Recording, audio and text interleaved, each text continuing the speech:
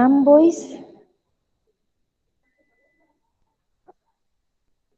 કાવ્યનું નામ યાદ છે? રાવણનું મિથ્યાભિમાન. હા, મેં તમને યાદ હોય તો ખબર છે? રાવણનું મિથ્યાભિમાન કાવ્યમાં મિથ્યા અભિમાન એટલે શું એ સમજાવ્યું હતું. ચાલો, કોણ મને કહેશે કે મિથ્યા એટલે શું અને અભિમાન એટલે શું? મિસ મિથ્યા એટલે ખોટું. અરે વાહ, વેરી ગુડ હો ભાઈ. મિથ્યા એટલે ખોટું અને અભિમાન એટલે શું? અહંકાર. ઘમંડ. અરે વાહ ભાઈ વાહ, સાચી વાત છે. કોણે જવાબ આપ્યો? ખુબ સરસ જવાબ આપ્યો છે. મિસ સવાથી મમ્મા જે અરે સાચો તે વાહ. નંબર. હા હો ભાઈ, ખુબ સરસ. જો ભાઈ, મિથ્યા એટલે કે ખોટું અને અભિમાન એટલે કે અહંકાર. ચાલો, મને કોઈ અભિમાન નું ઉદાહરણ આપશે કે કયું વાક્ય આપણે બોલીએ તો એ અભિમાન કયું કેવાય?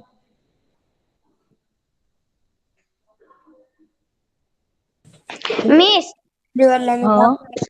બધાને એમ કે જઈ લે, મારી પાસે હશે, તારી પાસે હશે, બસ તારી પાસે નથી, મારી પાસે અભિમાન કહેવાય. અરે વાહ. જો ભાઈ, આપણે આપણી વસ્તુ હોય, આપણને કઈ આવડતું હોય, આપણે એમ કહીએ કે મને જ આવડે હો, બીજા કોઈને ન આવડે, તો ઈ થયું આપણું અભિમાન. બરાબર. તો અહિયાં રાવણ છે ને, એને પણ પોતાની જાત ઉપર અભિમાન છે. એનું કાવ્ય આજે આપણે ભણવાનું છે. સૌથી પહેલા આપણે કવિનો પરિચય મેળવ્યો તો ગિરધર. ગિરધરદાસ નો જન્મ છે એ વડોદરા જિલ્લાના માસર ગામમાં થયો હતો. એના પિતાનું નામ ગરબડદાસ હતું. એમના પુસ્તકો છે ને, ગિરધર કૃત રામાયણ અને રાજસુ યજ્ઞ, એના જાણીતા પુસ્તકો છે. ગિરધરે જે રામાયણમાંથી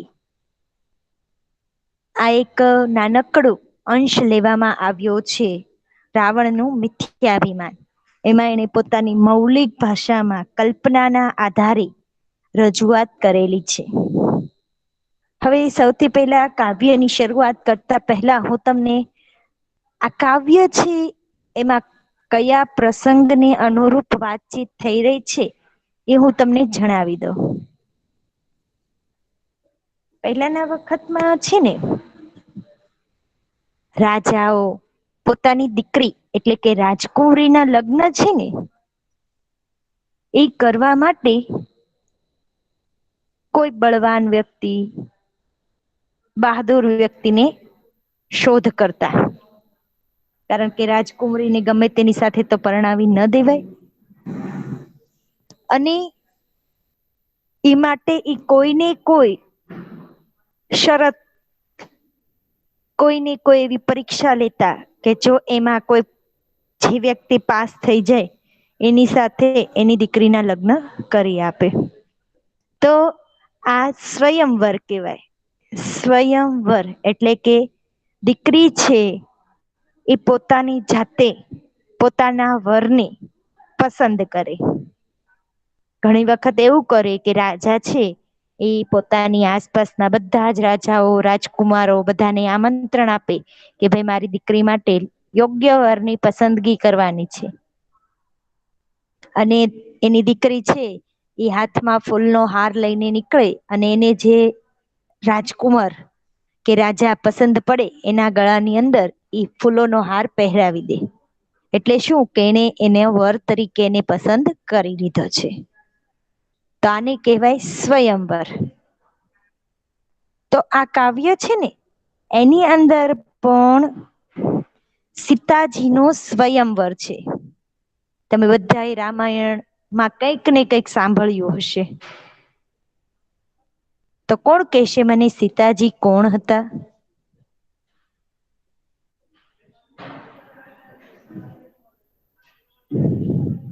કોઈને ખબર છે? કોઈએ રામાયણ વિશે કઈ સાંભળ્યું હોય, ક્યાંયથી મિસ કઈ જનક વાંચ્યું ના હોય? પુત્રી હતા. શું? જનક ના પુત્રી. Very good. જનક રાજા જે છે એના પુત્રી હતા. પછી રાવણનું કંઈક નામ સાંભળેલું છે? રાવણ કોણ હતો? હા, મોટો રાક્ષસ હતો. હા, લંકાનો. મોટો રાક્ષસ હતો, લંકાનો રાજા હતો. પછી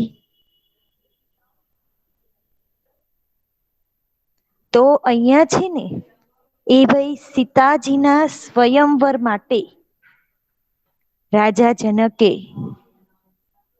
પોતાના દરબારની અંદર ત્રયંબક ધનુષ એટલે કે ભગવાન શંકરનું ધનુષ જે છે એ મૂક્યું છે અને એવું નક્કી કર્યું છે કે ભાઈ જે રાજકુમાર કે રાજા આ ધનુષ્યને ઉચકાવશે અને એને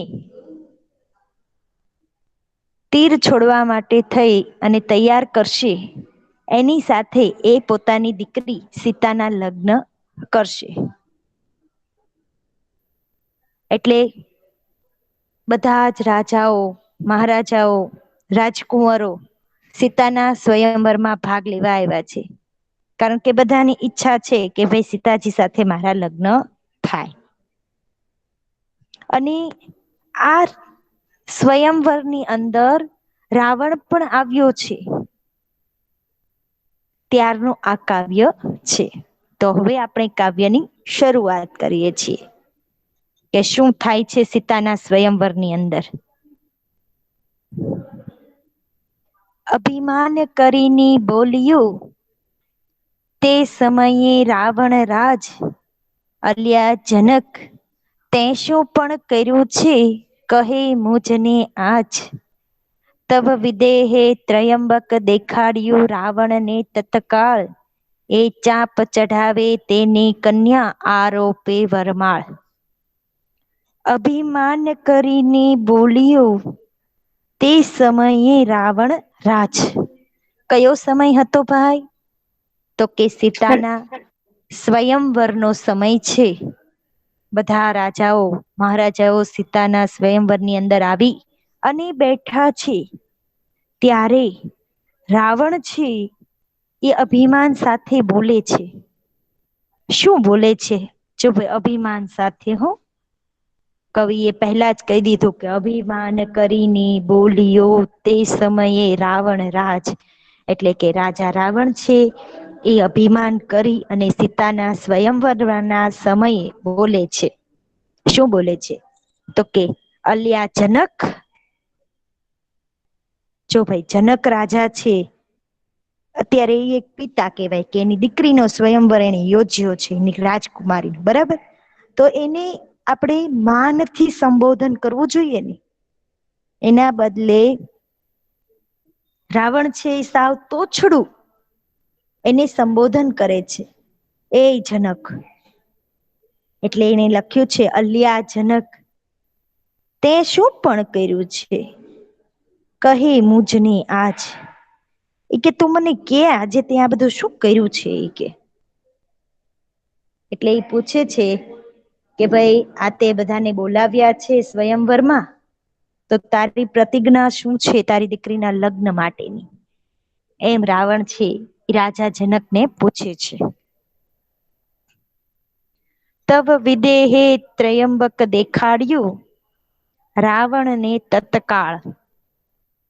રાવણને તત્કાળ એટલે રાવણને તરત જ વિદેહે જનક રાજાની નગરી જે હતું ને એનું નામ હતું, આમ મિથિલા નગરીના રાજા હતા, બીજું એનું નામ હતું વૈદેહી નગરી, એટલે એને વિદેહ રાજા પણ કહેવામાં આવતા. જનક વિદેહ આ બંને જનક રાજાનું નામ જ છે. તો વિદેહ રાજા એટલે કે વૈદેહી નગરીના રાજા છે એને જનક કે ત્રયંબક ધનુષ દેખાડ્યું. તરત જ રાવણને ત્રયંબક ધનુષ બતાવ્યું. તવ એટલે કે તેણે વિદેહે એટલે કે વૈદેહી નગરીના રાજાએ ત્રયંબક ધનુષ દેખાડ્યું રાવણને તત્કાળ એટલે રાવણને તરત જ. એ ચાપ ચઢાવે તેને કન્યા આરોપે વરમાળ. ચાપ ચઢાવે આ જે ધનુષ્ય છે એ ધનુષ્યને ઉચકાવી અને એમાં તીર લગાવી અને તીર છોડવા માટે તૈયાર કરવું, એને ચાંપ ચઢાયું કહેવાય. તો એ કે છે કે જે આ ધનુષ્યને ચાંપ ચઢાવશે, એટલે કે ધનુષ્યને ઉચકાવી તીર છોડવા માટે તૈયાર કરશે, તેની કન્યા એટલે કે મારી દીકરી વરમાળા પહેરાવશે. વરમાળા પહેરાવશે એટલે કે એના લગ્ન હું એની સાથે કરી દઈશ. વરમાળા એટલે ફૂલોનો હાર હોય. મારી દીકરી જેને ફૂલનો હાર પહેરાવશે એની સાથે હું મારી દીકરીના લગ્ન કરાવી દઈશ. ચાલો બોઈસ, આ 4 કડીની લાઈનની અંદર તમને ન સમજાણું હોય તો તમે પૂછી શકો છો. સમજાઈ ગયું બોઈસ? હા.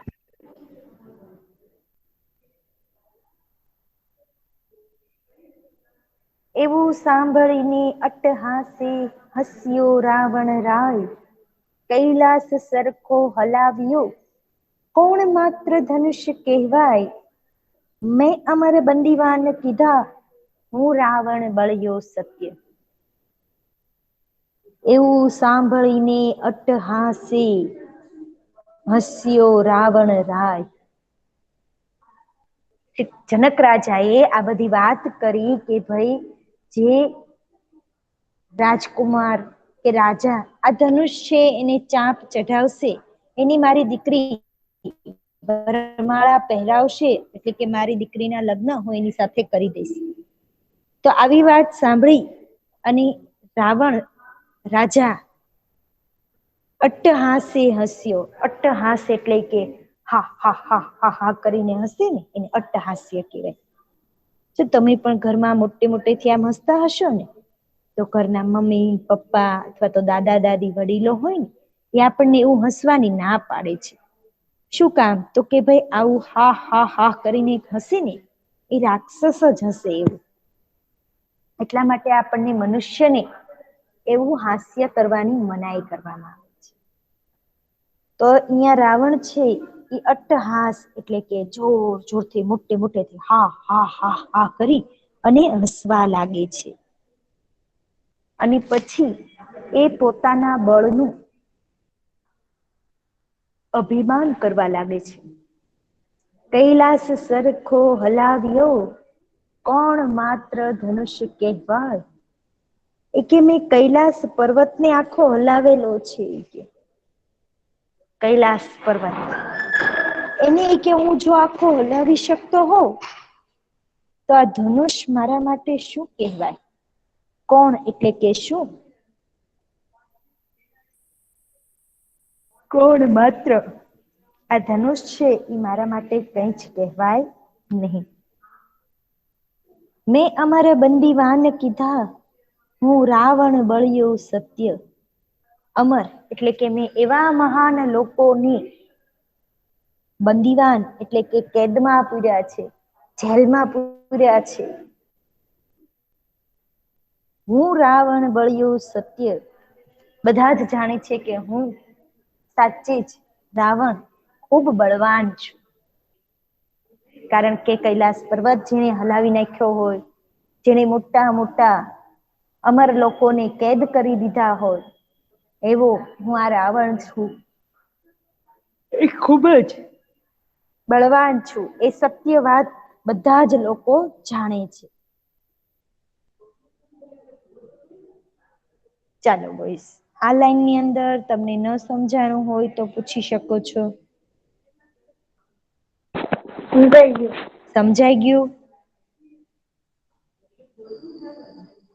બધા બોઈઝ મને કહેશે તમને સમજાણું કે નથી સમજાણું? સમજાઈ ગયું. હજી રાવણ છે એ પોતાના બળની વાતો આગળ કરે છે અને કે છે, કંદુકની પેરે ઉછાળું મેરું મંદરાચળ પર્વત, પૃથ્વી ઊંધી કરી નાખું પલકમાં નિર્ધાર, બ્રહ્માંડ ચાક ચડાવું તો એ ધનુષના શા ભાર. કંદુક ફૂટબોલનો દડો જોયો છે બધાએ? હા. હા, કેવો સરસ મજાનો ગોળ હોય ને મોટો, એને આપણે પગ વડે ઉછાળી શકીએ, બરાબર ને? ઉછળે કે ન ઉછળે? ફૂટબોલ નો બોલ છે છડે એ આપડા પગ વડે ઉછળે ને, તો રાવણ છે એ પોતાના બળનું અભિમાન કરતા કહે છે, કંદુક એટલે કે ફૂટબોલનો દડો. તો એ કે છે કે હું ફૂટબોલના દડાની જેમ મેરુ અને મંદરાચળ પર્વતને ઉછાળું છું. એ કે વિચારો રાવણ કેટલું બધું બળવાન હશે, કે દડાની જેમ મેરુ અને મંદરાચળ પર્વતને ઉછાળી શકે છે. પૃથ્વી ઊંધી કરી નાખું પલકમાં નિર્ધાર. પલક એટલે કે એક ક્ષણ. આમ પલક એટલે શું? તમે બધા આંખ બંધ કરીને ખોલો એને પલક કહેવાય. એટલે કે એક ક્ષણની અંદર જો હું ધારું ને તો આખી પૃથ્વીને ઊંધી કરી નાખું. હવે પૃથ્વીને ઊંધી કરી નાખીએ એટલે એ આધાર વગરની બની જાય. એટલે કે હું પૃથ્વીને ઊંધી કરી નાખું અને એને આધાર વગરની કરી શકું તેમ છું. કેટલા સમયમાં? તો કે એક ક્ષણની અંદર જ. બ્રહ્માંડ ચાક ચડાવું તો આ ધનુષના શા ભાર. બ્રહ્માંડ, તમે લોકો સાયન્સમાં બ્રહ્માંડ વિશે ભણતા હશો, આવે છે ને તમારે બ્રહ્માંડ એટલે શું? તો ભાઈ જે બધા ગ્રહો જ્યાં આવેલા છે, સૂર્ય, મંગળ, બુધ, ગુરુ, શુક્ર, શનિ, નેપચ્યુન, પ્લુટો, આ બધા જ ગ્રહો જે આવેલા છે એ અવકાશી દુનિયાને કહેવાય બ્રહ્માંડ. તો એ કે છે કે હું બ્રહ્માંડની છે ને ચાક ચડાવું, એટલે કે કુંભારના ચાકડાની જેમ ગોળ ગોળ ફેરવી શકું છું. ચાક ચડાવવું એટલે કે કુંભાર છે એ માટીના વાસણો બનાવવા માટે ચાકડાની જેમ ગોળ ગોળ ફેરવે છે, તેમ કે હું બ્રહ્માંડની ગોળ ગોળ ફેરવી શકું તેમ છું. તો આ ધનુષના શા ભાર? તો હવે તમે વિચારો કે જે વ્યક્તિ આટલી બધી બળવાન હોય એના માટે આ ધનુષ છે એ કઈ ભારે કહેવાય? નહી, પણ મીસ આ નહી ઉપાડ્યા કે ધનુષ્ય. હા, તો ઈ કે છે કે એના માટે કઈ આ ધનુષ છે એનો કઈ ભાર હોવાનો નથી. રાવણ પોતાના બળનું આટલું બધું અભિમાન કરી રહ્યો છે કે હું મેરુ અને મંદરાચલ પર્વતને દડાની જેમ ઉછાળું છું, એક ક્ષણની અંદર પૃથ્વીને ઊંધી કરી નાખું અને આધાર વિનાની કરી નાખું તેમ છું. બ્રહ્માંડની ચાક ઉપર ચડાવીને ગોળ ગોળ ફેરવી શકું. તો આ ધનુષ છે એનો મારા માટે કઈ જ ભાર છે નહીં. આ રાવણ છે એ પોતાના બળનું અભિમાન કરી અને બધા વાક્યો બોલી રહ્યો છે. એમ ઘણા વચને બોલી પછી ઉઠ્યો રાવણ રાય, વસ્ત્રાભૂષણ સંભાળીને ધનુષ ભણી તે જાય. ત્યારે સીતાની ચિંતા થઈ, જે રાવણ કરશે કામ. એમ ઘણા વચન બોલી પછી ઉઠ્યો રાવણ રાય. રાવણ રાજા છે એ આવા ઘણા બધા વચન એટલે કે વાક્યો બોલી અને પછી ઉભો થયો. એણે પોતાની શક્તિનું ઘણું બધું પ્રદર્શન કરતા વાક્યો બોલ્યા અને પછી એ ઉભો થાય છે. વસ્ત્રાભૂષણ સંભાળીની ધનુષ્ય ભણી તે જાય. વસ્ત્રાભૂષણ, વસ્ત્રો અને આભૂષણ. વસ્ત્ર એટલે કે એને જે કપડાં પહેર્યા છે એને વસ્ત્ર કહેવાય, અને આભૂષણ એટલે કે એને પહેરેલા ઘરેણા. રાજા હોય ને એ ઘણા બધા ઘરેણા પહેરે, મોટા મોટા સોનાના હાર પહેરેલા હોય, હાથમાં સોનાના કડા પહેરેલા હોય, કાનમાં મોટા મોટા કુંડળ પહેરેલા હોય, અને ભાઈ નવા નવા કપડા પહેર્યા હોય. એટલે આપણે બેઠીને ઊભા થઈએ તો આપણે આપણા કપડાને સરખા કરીએ ને, એમ રાવણ છે ઈ પણ પોતે ઊભો થાય છે, કારણ કે અત્યાર સુધી ઈ ખુરશીમાં બેઠો હોય છે, સિંહાસનમાં. એમાંથી ઊભો થઈ અને સૌથી પહેલા તો એ પોતાના કપડા સરખા કરે છે અને બધા ઘરેણા છે એને વ્યવસ્થિત કરે છે, અને પછી એ ધનુષ તરફ ચાલવા લાગે છે. ધનુષ ભણી એટલે કે તરફ, ધનુષ તરફ ચાલવા લાગે છે. હવે વિચારો કે સીતા એ છે આ બધી વાત રાવણની સાંભળી કે રાવણ આટલો બધો બળવાન છે, એટલે સ્વાભાવિક છે કે સીતાજીની ચિંતા થવા લાગવાની. કારણ કે એને એવું થાય છે કે રાવણ છે એ આ કામ કરી શકે એટલો બળવાન છે તે, એણે પોતાની બહાદુરીની આટલી બધી વાતો કરી છે એટલા માટે. તો સીતાજીને છે એ ચિંતા થવા લાગે છે કે રાવણ છે એ આ કામ કરી નાખશે.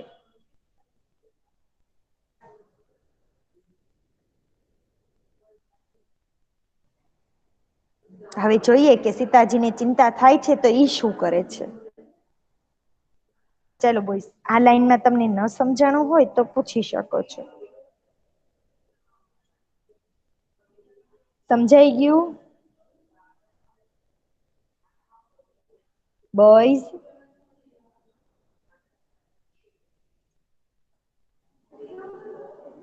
પછી સ્તુતિ શિવ ઉમિયા તણી કરતા સતી અભિરામ, મહારાજ શિવ સંકટ હરણ રાખજો મારી લાજ, હાલે નહીં રાવણ થકી ત્રયંબક તમારું આજ, એમ સીતાના મન તણી ચિંતા જાણી રામે એ. પછી સ્તુતિ શિવ ઉમિયા તણા કરતા સતી અભિરામ, પિતાજી છે ઈ સ્તુતિ એટલે કે પ્રાર્થના કરવા લાગી છે. કોને? તો કે શિવ અને ઉમિયા એટલે કે શંકર પાર્વતીની પ્રાર્થના કરવા લાગે છે, કારણ કે આ ધનુષ કોનું છે? શંકર ભગવાનનું. એટલે ઈ શંકર ભગવાનને અને માતા પાર્વતીની પ્રાર્થના કરવા લાગે છે. શું પ્રાર્થના કરે છે? કરતા સતી અભિરામ, એટલે કે સીતાજી છે એ ભગવાન શંકરની પ્રાર્થના કરતા કે છે કે હે ભગવાન, તમે તો મનોહર છો, એટલે કે તમે તો બધાના મનને ગમે તે આપનાર છો. મહારાજ શિવ સંકટ હરણ, તમે તો કે બધાનું દુઃખોનો નાશ કરનારા છો. રાખજો મારી લાજ, એટલે કે આજે મારી આબરૂ પણ તમે રાખજો, સાચવજો. હાલે નહીં રાવણ થકી ત્રયંબક તમારું આજ, આજે તમારું ત્રયંબક ધનુષ છે ને એ રાવણ થી હલવું પણ જોઈએ નહીં. ઉચકાવાની તો વાત જ એક બાજુ, એ કે હલવું પણ જોઈએ નહીં. કારણ કે રાવણે પોતાના બળના આટલા બધા વખાણ કર્યા છે, જે આખા આખા પર્વતોને ઉચકાવી શકે છે. તો એ રાવણ માટે આ ધનુષ છે એ કઈ બહુ મોટી વાત છે. એટલે સીતાજી છે એ શંકર ભગવાન અને પાર્વતીજીની પ્રાર્થના કરતા કહે છે કે હે શંકર ભગવાન, તમે તો કે સર્વ દુઃખો નો નાશ કરનારા છો, તો આજે મારી પણ આબરૂ રાખજો. તમારું આ ત્રયંબક ધનુષ છે ને એ રાવણ થી હલવું પણ જોઈએ નહીં. એમ સીતાના મન તણી ચિંતા જાણી રામે એ. પિતાજી છે એ ભગવાન શિવને અને પાર્વતીને પ્રાર્થના કરી રહ્યા છે, ત્યારે શ્રીરામ છે એ જુએ છે સીતાના મોં ઉપરની ચિંતા. કારણ કે ભગવાન શ્રીરામ અને એનું નાનું ભાઈ લક્ષ્મણ એ પણ અત્યારે સીતાના સ્વયંવરમાં હાજર છે.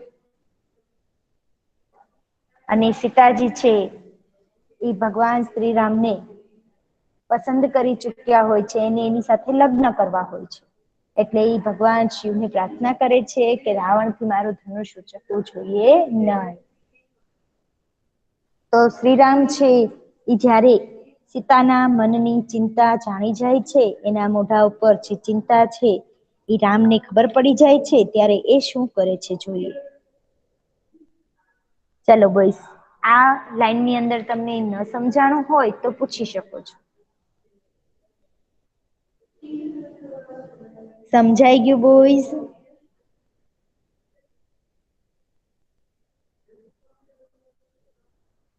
કરી વિકટ દ્રષ્ટિ ધનુષ્ય ઉપર થયું ગૌરવ તે, રાવણે આવી બાથ મારી વિષ કરશું ત્યાંય, લેશ હાલે નહીં તે ઘણો ભાર ત્રંબક માય, તદા થયો નિસ્તેજ રાવણ સ્પર્શતા શિવ ચાપ,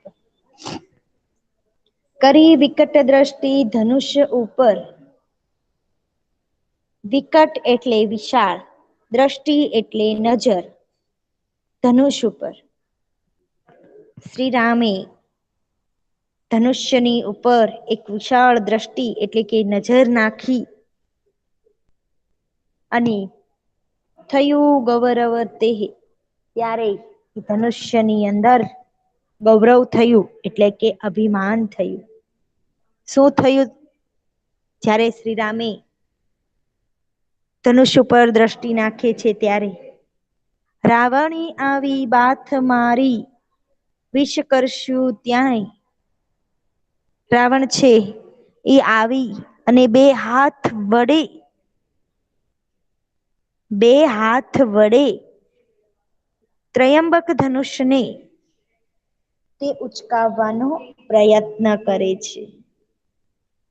લેશ હાલે નહીં તે ઘણો ભાર ત્રયંબક માય, ત્રયંબકની અંદર જે ધનુષ પડ્યું છે ત્રયંબક નામનું, એ ત્રયંબકની અંદર ઘણો બધો ભાર થઈ ગયો અને સહેજ પણ હલ્યું નહીં.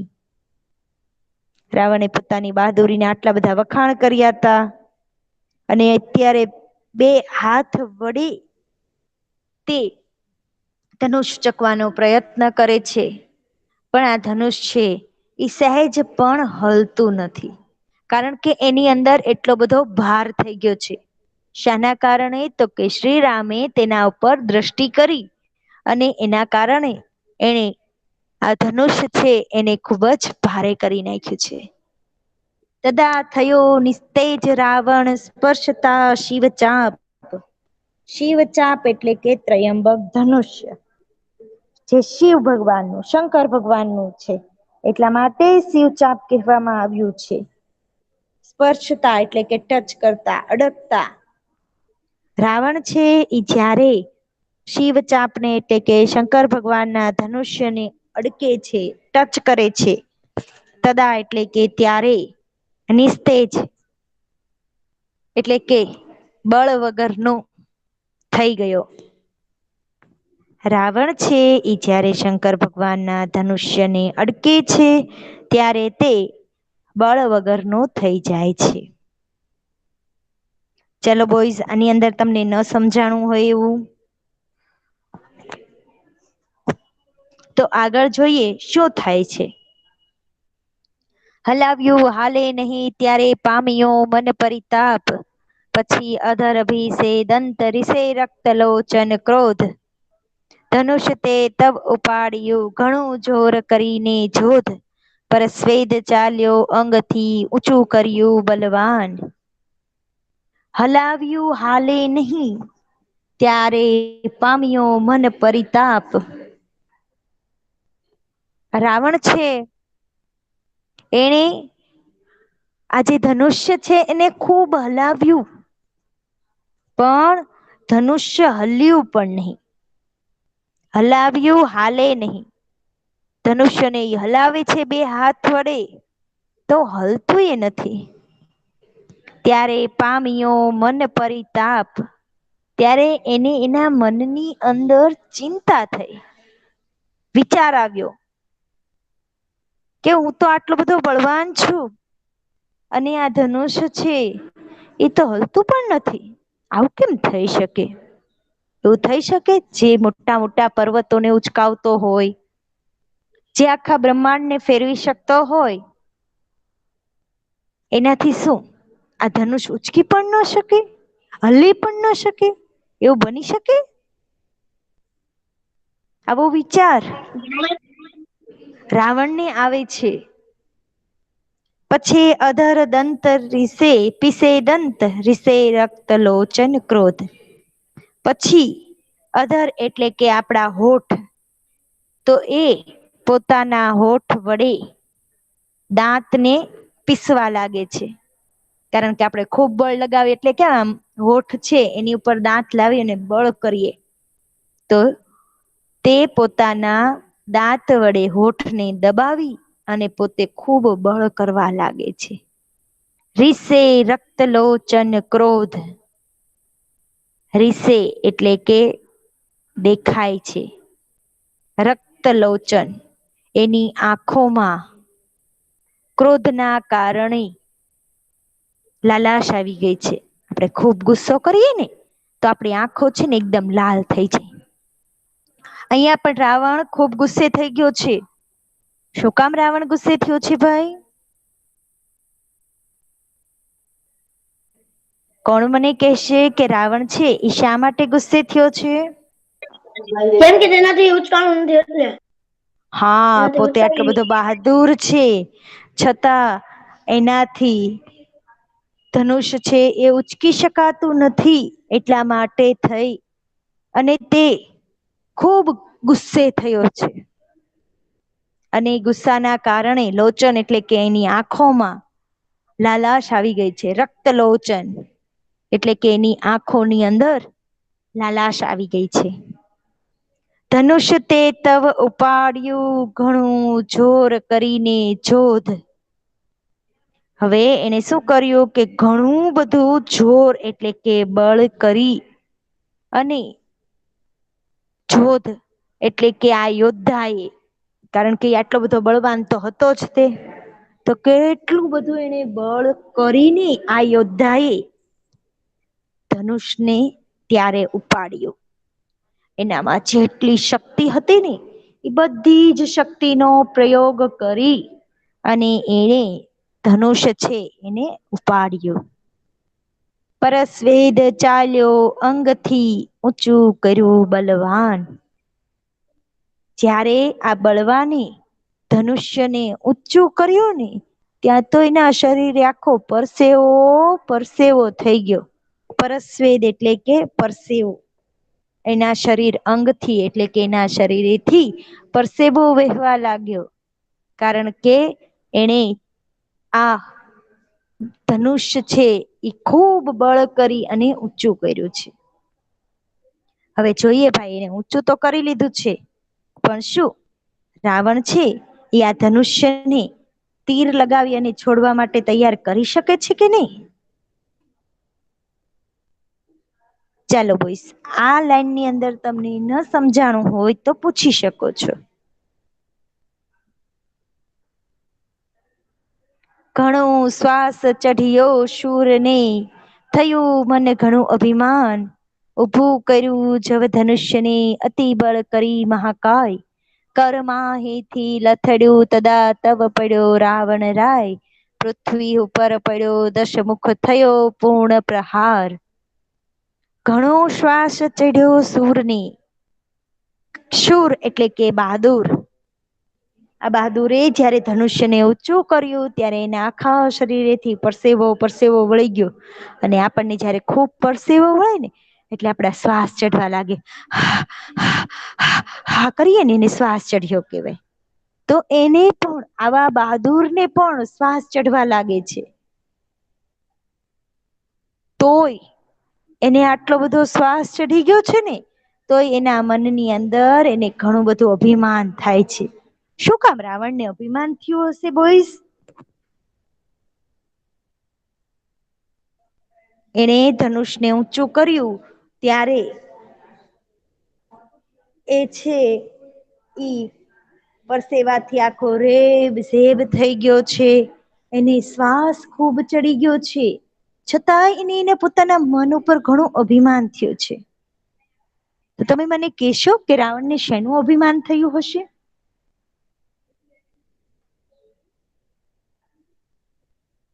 ભાઈ, એણે આ ધનુષ્ય છે એને ઊંચું કરી લીધું છે. આ વિશાળ ધનુષ્ય છે એને ઊભું કર્યું છે.